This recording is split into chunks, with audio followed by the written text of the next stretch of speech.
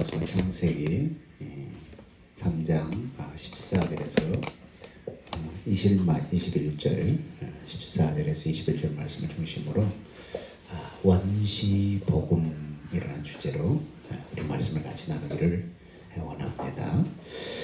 19세기 그 산업혁명이 시작됐을 때 인류는 장밋빛 꿈을 꿨어요. 이제는 이 세계가 정말로 이 새로운 시대로 접어들 것이다 하는 그런 꿈을 꿨습니다. 그런데 산업혁명을 통해서 이룩한 그 기술과 과학의 문명은 서구 사회가 세계를 지배하고 착취하는 원동력이 되고 말았습니다.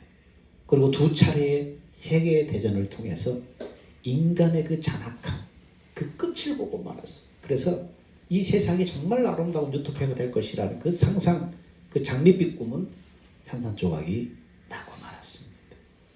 그런 와중에 1904년 10월 31일 영국의 웨일즈 조그마한 탄광마을에서 17명의 청년들이 모여서 자신들의 죄를 회개하고 통회하는 기도회가 있었습니다.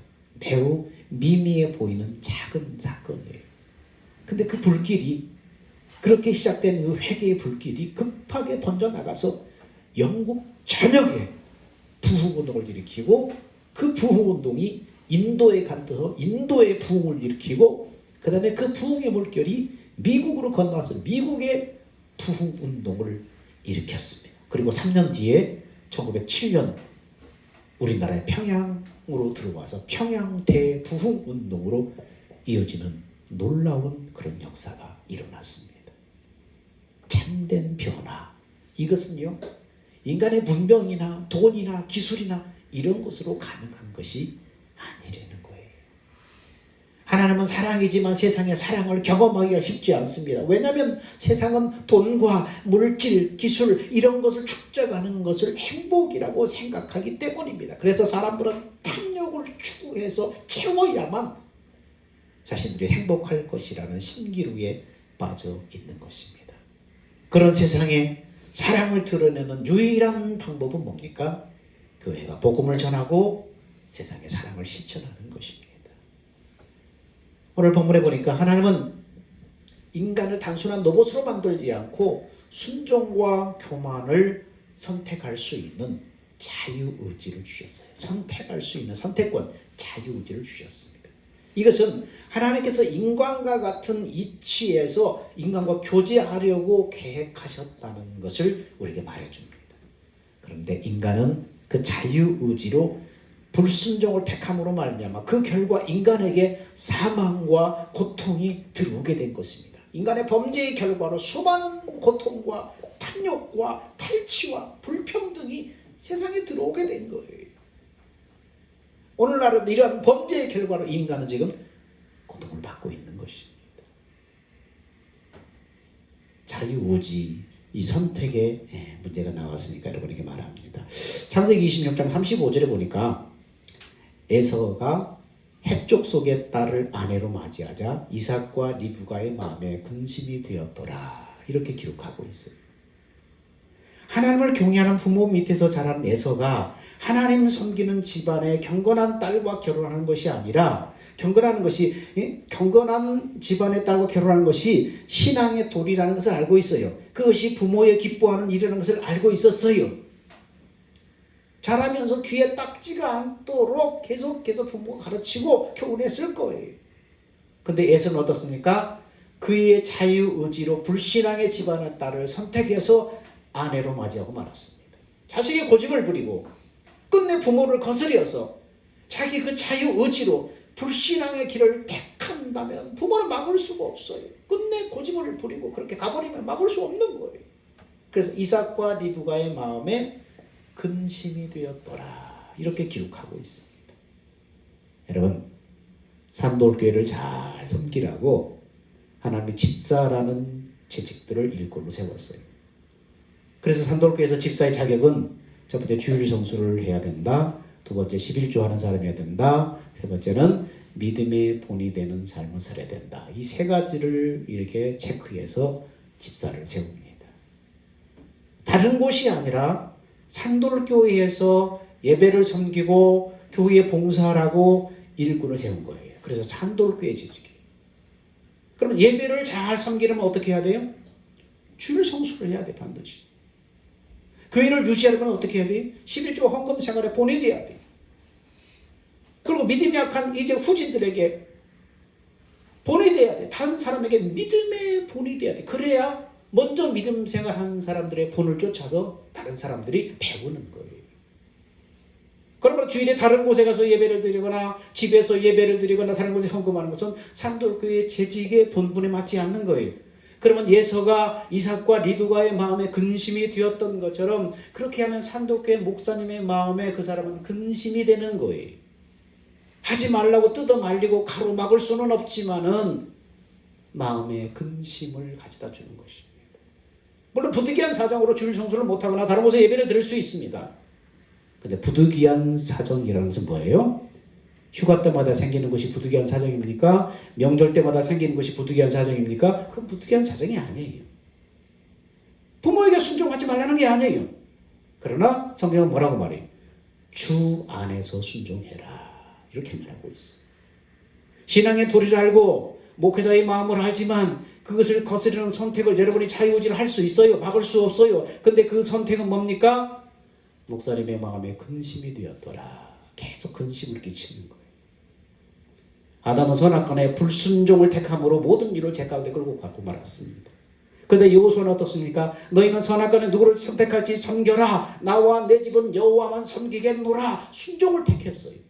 여러분 택할 수 있어요. 뭘 택하니 자유의지로 택할 수 있어요.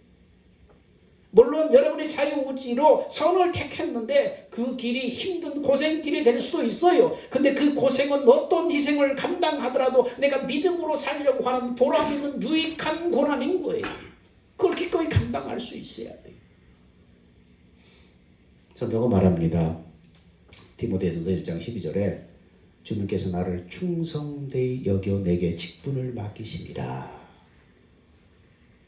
충성할 것을 주님이 믿고 맡겼다는 거예요.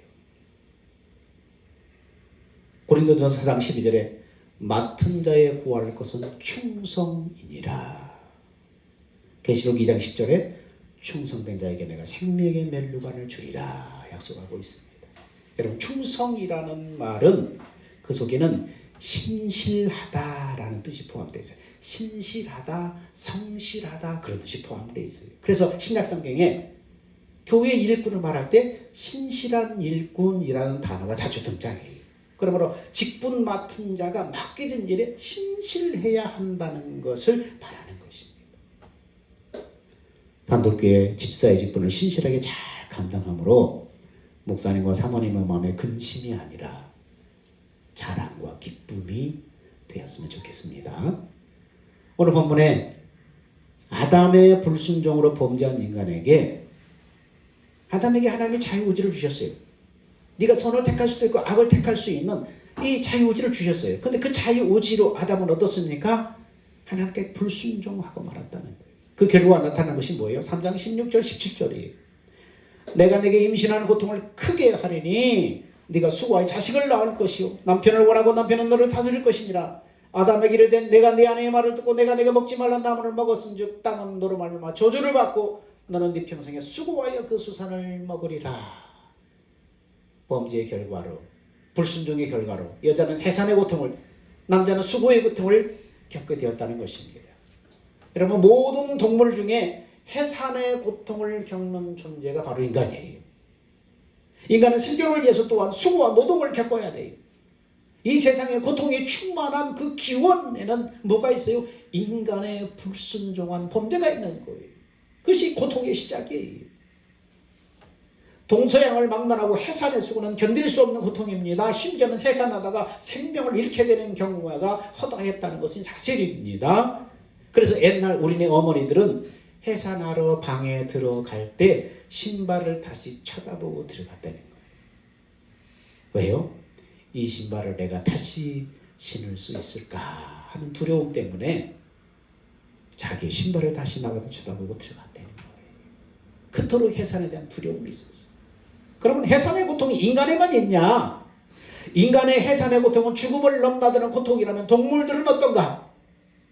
돼지의 경우는요, 한 번 해산하면 5마리에서 20마리까지 새끼를 낳지만 인간과 같은 그런 진통은 하지 않아요. 새끼를 뵌 중에 입덧을 해서 먹지 않는다든지 하는 경우가 없어요. 오히려 식욕이 더 왕성해요. 그 다음에 하루에 한 번씩 해산하는 닭은 어떻습니까? 닭은 아무런 진통이나 해산의 수고가 없어요. 물론 알의 경우는 다르다고 할지 모르지만 분명한 것은 그것도 나름대로 해산의 과정을 다 거치고 있다는 거예요. 한 달에 한 번씩 해산하는 토끼는 어떻습니까? 토끼는 새끼 뵌 지 30일 만에 새끼를 낳고 또 3일 만에 다시 임신을 할 수 있어요. 그렇게 자주 새끼를 낳다 보니까 입덧이 마르거나 입덧을 해서 마르거나 또 죽음의 위험을 경험하거나 그러진 않아요. 다른 동물들도 다 대동소이해요. 이렇게 사람과 동물은 분명한 차이가 있습니다. 그들에게도 약간의 고통이 있을지 모르지만 인간과 같은 수고와 고통은 없다는 거예요.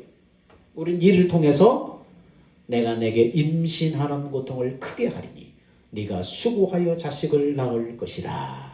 이 말씀하신 하나님의 말씀이 명백하게 이루어지는 것을 우리는 보게 되는 것입니다. 해산의 고통을 통해서 깨닫는 하나님의 마음은 무엇입니까? 해산의 고통은 하나님의 심판으로 말미암은 죄값이시지만은 그러나 그게 다가 아니라는 거예요. 거기는 하나님의 놀라운 은혜가 숨어 있는 거예요. 하나님은 사단의 등장과 사단의 유혹으로 인간의 삶이 혼미해져서 하나님을 잊어버리고 타락하는 길을 가게 될 것을 내다보시고 인간에게 사랑의 흔적을 하나님이 주신 거예요. 마음으로 하나님을 잊어버리고 현실적으로 하나님을 떠났을지라도 이런 인간의 불순종으로 당하는 인간의 고통, 이것을 생각하며 죄의 무서움과 하나님의 심판의 그 두려움을 가지고 하나님 앞에 돌아와라. 그 사인을 보고 그 표적을 보고 이게 왜 생겼는지 그것을 보고 범죄의 결과는 이렇게 무섭다는 걸 알고 하나님 앞에 다시 돌아와라. 이런 의미가 있는 것입니다. 선악과를 따먹고 하나님을 떠난 인생이 교만하고 방자해서 제멋대로 살다가 결국은 지옥에 가는 파멸보다는 고통을 겪고 고생을 하더라도 이와 같은 고난을 통해서 하나님 앞에 회개하고 겸비함으로 순종해서 파멸을 당하지 않는 것이 하나님의 마음이라는 거예요. 하나님의 뜻이라는 거예요.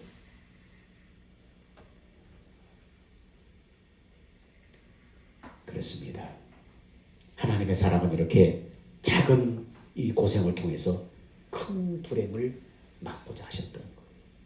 그러므로 인간의 해산의 고통을 당할 때 우리는 그것을 무엇 때문에 이 고통이 시작된 것을 알고 하나님 앞에 우리는 하나님을 떠났던 인생이라도 그 죄의 결과의 불순종의 결과의 그 무서움을 알고 하나님 앞에 돌아오게 하셨다는 것, 이것이 하나님의 마음입니다.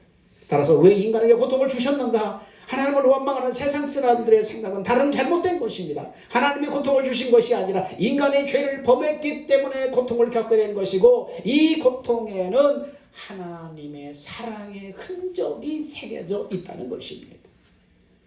범죄한 인간의 최후는 그럼 어떻게 합니까? 자, 오늘 본문에 보니까 그렇게 불순종으로 범죄한 인간의 최후를 19절 이렇게 말합니다. 네가 흙으로 돌아갈 때까지 얼굴에 땀을 흘려야 먹을 것을 먹으리니 네가 그것에 취함을 입었음이라 너는 흙이니 흙으로 돌아갈 것이니라 하시고, 범죄한 인간의 최후는 뭡니까? 흙으로 돌아가는 거예요. 죽음이에요. 인간의 이런 비극적인 실존은 범죄에서 비롯된 것입니다. 불순종의 죄에서 시작된 것입니다. 인간의 실종을 가장 잘 설명한 사자성어가 뭐냐면 생로병사예요. 생로병사. 범죄한 인간의 실존, 그것을 한마디로 말하면 생로병사예요. 인생은 태어나서 생존하는 동안 고통을 경험하고 생존을 위해서 투쟁하다가 늙고 병들어서 고통을 받다가 결국은 죽음에 이르게 되는 것이 인생이라는 거예요. 그런데 이 고통은 원래부터 있었던 자연스러운 것이 결코 아니라는 거예요. 원래부터 이랬다는 것이 아니라는 거예요. 이러한 인간의 가혹한 고통은 하나님 앞에 불순종한 범죄의 결과로 인한 것입니다. 그런데 인간은 육체적인 죽음만이 아니라 하나님과 영원히 단절돼 버린 영적인 죽음도 맞이하게 됐습니다. 육체적인 죽음에서 끝나는 게 아니라는 거예요. 영적인 죽음까지도 맞이하게 된 거라는 거예요. 영적인 죽음이 무엇입니까? 인간이 하나님이 주신 그 자유의지로 교만해서 하나님께 범죄함으로 마귀의 종된 죄인이 되고 말았습니다. 그래서 마귀의 종된 죄인에게 선을 행할 자유는 없어지고 죄를 행할 자유만 남게 된 것입니다. 그래서 마음으로 선을 행하고 싶지만 죄와 사망의 포로가 되었기 때문에 결국은 죄를 행하게 되는 것입니다. 이것은 마귀의 종된 이 죄인의 마음 중심에 마귀의 욕심이 주인 자리를 차지하고 있기 때문에 마귀는 이 욕심을 충동해서 육신의 정욕을 따라가도록, 안목의 정욕을 따라가도록, 이생의 자랑을 따라가도록 일생을 계속해서 충동하면서 사람들로 하여금 투쟁하며 달려가도록 계속 충동하는 거예요. 그러다가 늙고 병들어서 육체의 죽음으로 육신을 벗는 날, 육체 밖에 영적인 세계가 있다는 것을 알고 통곡하지만 이미 늦어버린 거예요. 육체를 벗는 순간 영적인 세계가 있구나 알지만 그것을 위한 준비가 아무것도 되어 있지 않는 거예요. 일생 동안 멀리 달려왔기 때문에요. 마귀의 욕심을 쫓아서 마귀가 그 속에 충동하는 대로 더 많은 것, 더 누릴 것, 더 큰 명예, 더 큰 자랑 이것들을 향해서 달려왔기 때문에 그래서 인생을 다 허비해버렸기 때문에 육체를 벗는 순간 이게 다가 아니구나. 그러나 이미 늦어버린다는 거예요. 마귀의 욕심을 쫓아서 일생을 달려가다가 영적 세계를 위한 아무런 준비를 하지 못한 채 육체를 벗어나고 만 것입니다. 그러므로 육신으로 사는 이 동안에 영적인 세계를 준비할 수 있는 유일한 기회가 바로 육신으로 사는 이 기회가 바로 영적인 세계를 준비할 수 있는 마지막 기회예요. 마귀는 이 기회를 허비하게 만들어서 영적인 세계를 준비하지 못하게 해서 지옥으로 끌고 들어가는 거예요. 하나님의 나라 영적 세계를 준비하지 못한 이들에게 기다리는 것이 뭡니까? 죄에 대한 결과로 하나님과 영원히 단절되는 영적인 죽음, 영원히 고통받는 지옥 형벌 속으로 들어가는 것입니다. 네가 선악과를 먹으면 반드시 죽으리라 한 이 죽음에는 육체적인 죽음과 함께 인간은 영적인 존재이기 때문에 영적인 죽음까지 포함이 되는 것입니다. 이렇게 비참한 인간이에요. 사람이 이러한 죽음의 심판에서 벗어날 수 있는 방법은 전혀 없어요. 하나님은 인간 스스로 죽음에서 벗어날 수 없음을 아셨기 때문에 인간에게 은혜를 베풀어서 인간을 구원하기로 작정하십니다. 인간의 타락에 따른 저주와 형벌을 하나님 자신이 해결하기로 작정하신 거예요. 소망 없는 인간에게. 그래서 하나님은 인간 구원을 위해서 어떤 작정을 하셨는가? 그것이 창세기 3장 15절의 말씀입니다. 자, 같이 한번 읽어볼까요? 창세기 3장 15절에 이 소망 없는 비참한 인생에게 하나님이 구원을 위해서 어떤 작정을 하셨는가? 3장 15절에 이렇게 말합니다. 시작! 내가 너로 여자와 원수가 되게 하고 네 후손도 여자의 후손과 원수가 되게 하리니 여자의 후손은 내 머리를 상하게 할 것이요 너는 그의 발꿈치를 상하게 할 것이니라. 인간 구원을 향한 하나님의 작정이 바로 이거예요. 인간 구원을 향한 하나님의 계획은 하나님이 인간 대신 죽음을 담당하는 거예요. 하나님이 죽음을 담당할 사람이 되기 위해서 여자의 후손을 보내겠다는 거예요.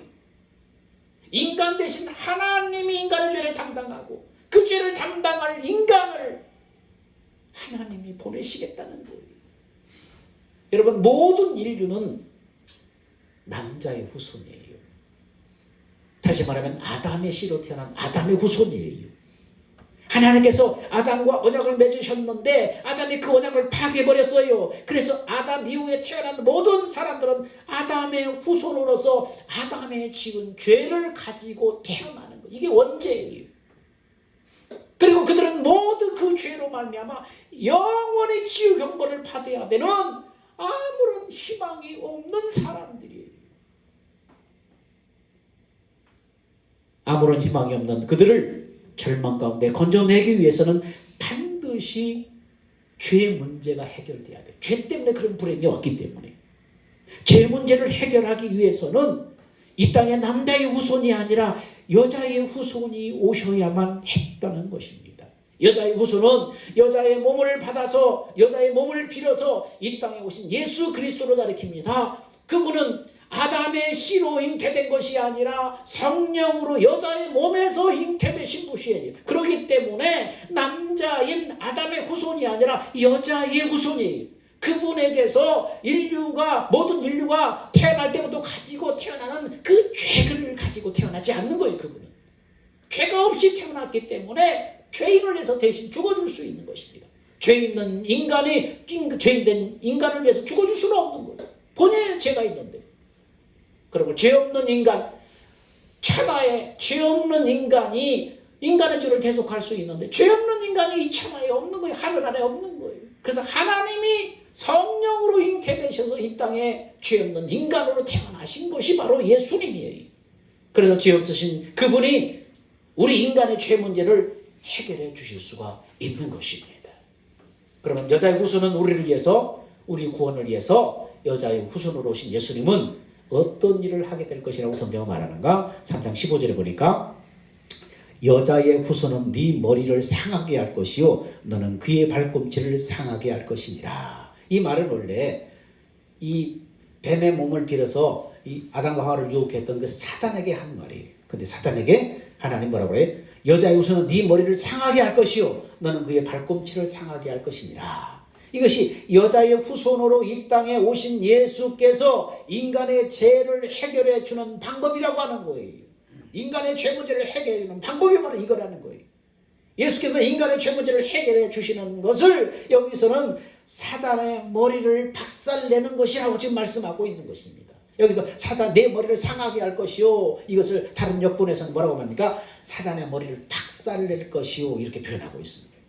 그렇습니다. 죄 문제만 해결되면 사단의 머리를 박살나고 마는 거예요.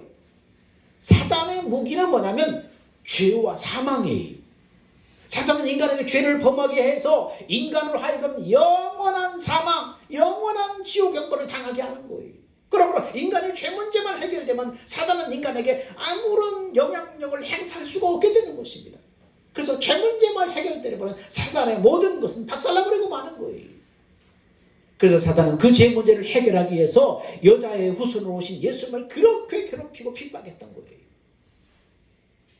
그를 가리켜서 하나님께서는 사단에게 너는 그의 발꿈치를 상하게 할 것이니라. 죄 문제를 해결해서 여자의 후손으로 오신 예수님을 괴롭히고 핍박했는데 그것을 성경에 뭐라고 말하고 있다고요? 사단에게 너는 그의 발꿈치를 상하게 할 것이라, 이렇게 말합니다. 사단이 여자의 후손으로 오신 예수님을 육체적으로 계속 괴롭히다가 마지막에는 예수님을 십자가 못 박아 죽이는 것으로 그 일은 최고의 정점에 도달했는데, 사단이 그렇게 하는 것이 여자의 후손으로 오신 예수님에게 치명적인 해를 가하는 것을 알고 있었습니다. 근데 정작 치명적인 결정타를 당한 것은 누구였어요? 사단이었다는 거예요. 왜냐하면 죄 없으신 예수님이 십자가에 못 박혀 죽으심으로 모든 하나님의 택한 자들의 죄를 대신 담당하신 것입니다. 그로 인해서 택한 자들의 모든 죄를 다 사함받게 해버린 것입니다. 바로 이것을 가리켜서 오늘 본문에는 사단의 머리를 박살내는 것이라고 말하고 있는 것입니다. 인간의 모든 죄를 예수님이 대신 담당함으로 말미암아 죽어서 그 죄를 다 사함받게 해버리기 때문에 인간을 향한 사단의 죄와 사망의 이 무기가 없어져 버린 거예요. 아무런 영향력이 없어져 버린 거예요. 그러므로 사단에게 결정타가 된 거예요. 이게 예수님이 십자가에 죽으시고 부활하시는 사건입니다. 말씀이신 하나님이 육신을 입고 인간의 몸으로 오셔서 마귀의 종된 인간의 죄를 대속하여 죽으시고 그 죄 속에 죄값이 지불되었음을 부활로 입증하시고 승천하셔서 하늘 지성소로 들어가셨습니다. 그리고 이 복음의 약속을 듣고 예수를 나의 구주로 영접해서 약속대로 하나님의 영이 내 안에 임하기를 갈망하는 사람에게 성령이 내 몸을 성전 삼아 임하심으로 나와 동거하시고 나에게 말씀하시고 내 인생을 인도하시는 것입니다. 이것이 어린 양 되신 예수로 옷 입고 사는 것이고 나에게 예수님의 일하심이 보여지는 삶입니다. 이것을 3장 21절에 이렇게 말합니다. 자, 3장 21절 한번 볼까요?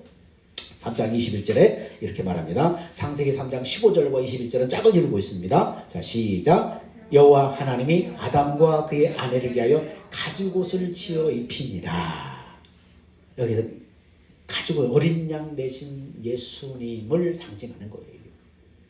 그래서 우리가 이렇게 하나님의 약속의 복음을 듣고 믿어서 예수가 나의 죄를 위해서 십자가에 죽으시고 부활하셨고 그분이 약속대로 그 예수를 나의 구주로 영접한 사람에게 그분이 약속대로 다시 그 마음 안에 오셔서 생명의 구주가 되셨다는 사실을 믿는 사람에게 그 예수님이 그 마음을 성전 삼아 살아계시면서 말씀하시고 인도하시는데 천국 갈 때까지 인도하시는데 그렇게 주님과 함께 동행하며 사는 삶을 뭐라고요? 예수로 옷 입고 사는 삶이다. 어린 양의 가죽옷을 지어 입혔으니까 이제는 그에게 뭐가 보여요? 이 양의 가죽으로 지어서 입었으니까 그 옷만 보일 거 아니에요. 옷이 그 사람의 옷이 보일 거 아니에요. 그래서 예수로 옷 입고 사는 삶. 예수님이 그를 통해서 역사하시고 일하시는 것만 보이는 삶. 그것이 주님과 동행하는 삶인 것입니다. 이렇게 주님과 동행하며 살다가 우리가 육신을 벗는 날 영원한 하나님의 나라에 들어가는 것입니다. 모든 사람이 죄를 범했고 사망에 이르게 되었다는 사실은 인류가 직면하는 최대의 비극이라고 할 수 있습니다. 왜냐하면 그 어느 누구도 이 비극에서 스스로 벗어날 수 없기 때문입니다. 근데 이 비극이 비극으로 끝나지 않은 이유가 뭐예요? 하나님이 죄에 빠진 인류를 구원할 계획을 미리 세우시고 실행하셨기 때문입니다. 이것을 우리는 복음이라고 해요. 바울은 이렇게 고백합니다. 로마서 5장 8절에 우리가 아직 죄인 되었을 때에 그리스도께서 우리를 위하여 죽으심으로 하나님께서 우리에 대한 자기의 사랑을 확증하셨느니라. 우리가 죄인 되었을 때에 우리가 아직 하나님을 몰랐을 때 이미 하나님께서 여자의 후손을 보내서 우리를 구원할 준비를 다 하셨다는 거예요. 이것을 로마서 5장 8절은 그렇게 말하고 있는 거예요. 이 내용을 쉽게 누구나 이해할 수 있도록 스코틀랜드의 제임스 스몰이라는 목사님이 여기에 가사를 붙여서 부른 찬송이 뭐예요? 주 예수 내가 알기 전. 우리가 아까 불렀던 찬송이에요. 주 예수 내가 알기 전 날 먼저 사랑했네. 그 크신 사랑 나타나 내 영혼 거듭났네. 주 내 맘에 늘 계시고 나 주 안에 있어 저 포도 비유 같으니 참 좋은 나의 친구. 내 친구 대신 예수님 날 구원하시려고 그 귀한 몸을 버리사 내 죄를 대속했네. 나 주님을 늘 믿으며 그 손을 의지하고 내 몸과 마음을 바쳐서 끝까지 충성하리. 내 진실하신 친구여 큰 은혜 내려주사 날 항상 보호하시고 내 방패에 대옵소서. 그 풍성한 참사랑을 네 능히 끊을 소냐. 날 구원하신 예수는 참 좋은 나의 친구.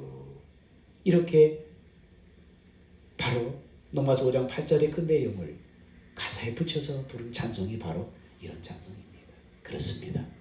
내가 예수님을 알기도 전에 내가 하나님을 거역하고 하나님과 상관없이 살던 그때에도 그 전에도 이미 하나님께서 나를 구원하시려고 여자의 후손을 보내서 나를 구원할 준비를 다 마치셨다는 것.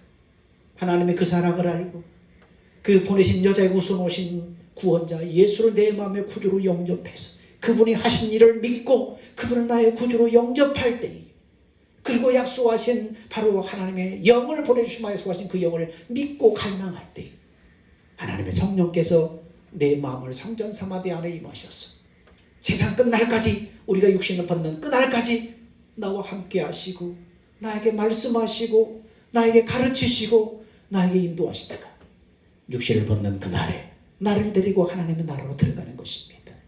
이 놀라운 하나님의 그 사랑 여러분의 마음에 깊이 새김으로 이 주님과 함께 동행하는 여러분 되기를 주 이름으로 축원합니다. 사랑과 은혜가 풍성하신 아버지 하나님 은혜를 감사합니다. 내가 예수를 알기도 전에 내가 죄인 되었을 때에 하나님께서 이미 여자의 후손을 보내서 우리를 구원할 나를 구원할 준비를 하셨사오니 주여 감사합니다. 내가 예수를 뒤늦게 알고 그 예수님이 이루신 일을 믿고 예수를 나의 주님으로 영접했사오니 내 안에 오신 성령님 날마다 하나님의 그 사랑이 희미해지지 않도록 깨닫게 하시고 가르쳐 주시고 인도해 주옵소서. 하나님의 이 놀라운 사랑이 날마다 샘돋듯이 나의 심령 속에 아버지 흘러나오도록 역사하여 주옵소서. 우리의 생명 되신 예수님의 이름으로 기도하옵나이다. 아멘. 다 같이 기립하셔서 주님 다시 오실 때까지